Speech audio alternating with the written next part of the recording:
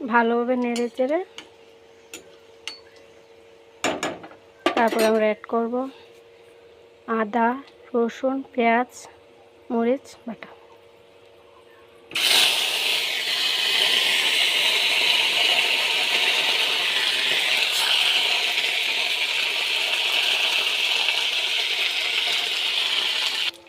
সেগুলো অল্প আছে ভাজা হয়ে গেলে আমরা অ্যাড করব লঙ্কার গুঁড়ো। আপনারা চাইলে আপনাদের পরিমাণ মতো দিতে পারবেন, আমি আমার মতো। হলুদ গুঁড়ো,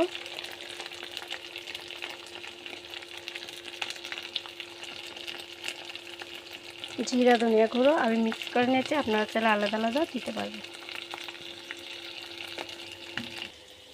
স্বাদ মতো লবণ, দিয়ে নেড়ে চেড়ে ভালোভাবে কষিয়ে যতক্ষণ পর্যন্ত তেল না ছাড়বে ততক্ষণ পর্যন্ত কষিয়ে নিয়ে নেব। মশলাগুলো কষানি হয়ে গেছে, আবার পরিমাণ মতো সামান্য জল আমি দিয়ে দেব।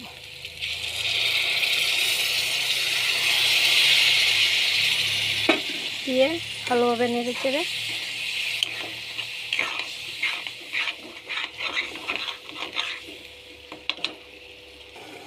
আমার এখানে সবজিগুলো ধোয়া হয়ে গেছে, পাঁচমিশালি সবজি। আমরা এবার এগুলো দিয়ে দেবো আমরা এক এক করে। আমি সবজিগুলো দিয়ে দিচ্ছি। এখানে আছে কাঁঠাল, তারপরে সজনের ডাঁটা, সয়াবিন, মটর, আর অনেকগুলো সবজি আছে।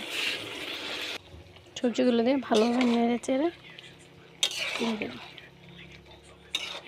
এখন আমরা ঢাকনাগুলো ঢেকে দিয়ে দেব।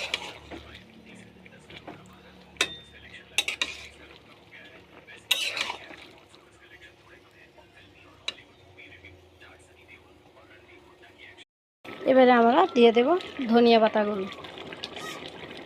আমার শুকনো লঙ্কাটা স্কিপ করে হয়ে গেছে, আমি দিতে ভুলে গেছিলাম, তারপর আমি দিয়ে দিয়েছি, আপনাদের দেখাতে পারিনি। ধনিয়া পাতা দিয়ে দিয়েছি, দিয়ে দিব গরম মশলা।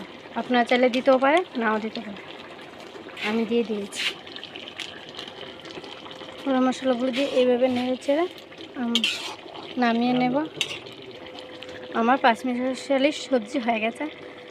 যদি আমার রান্নাটা পছন্দ হতে চ্যানেলটা লাইক অ্যান্ড সাবস্ক্রাইব করে দেবেন।